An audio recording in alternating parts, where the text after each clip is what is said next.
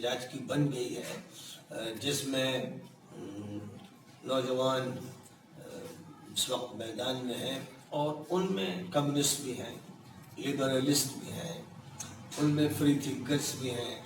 ان میں مختلف پارٹیز کے نمائندے بھی ہیں، یہاں تک کہ مختلف مذاہب کے لوگ بھی انسانی بنیادوں پر پہنچ رہے ہیں اور مظلوم کی آواز کے ساتھ اپنی آواز ملا رہے ہیں۔ یہ سب صورتحال اچھی ہے، اور اگر یہ محسوس کرتے ہیں کچھ لوگ کہ علماء کے آنے سے کہیں اس کو مذہبی رنگ نہ دے دیا جائے، اور جو ہمارا دشمن ہے وہ تو ذرا سا بہانہ تلاش کرتا ہے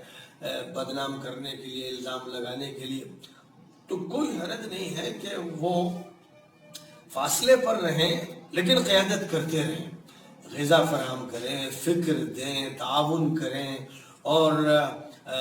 جس کو کہتے ہیں کہ ریموٹ کنٹرول سے قیادت کی جاتی ہے، اس طرح وہ قیادت کرتے رہیں، ذہن بھی وہ بناتے رہیں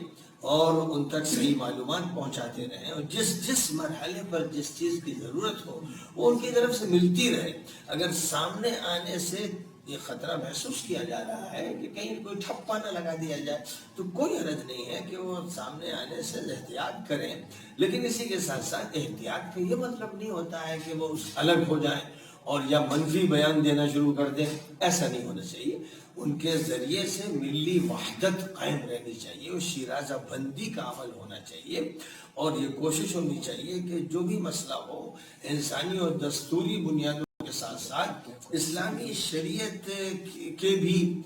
وہ دائرے میں رہیں۔ ایسا نہ ہو کہ دھیرے دھیرے شریعتی بائی پاس کر دی جائے اور اکبر کا جو دین الہی تھا وہ عملاً زور پذیر ہونا شروع ہو جائے۔ ان سب چیزوں سے بچنا بھی ہے، احتیاط بھی کرنا ہے، ساتھ ہی ساتھ زندہ قوم کو ایک زندہ قیادت فراہم کرنا ہے۔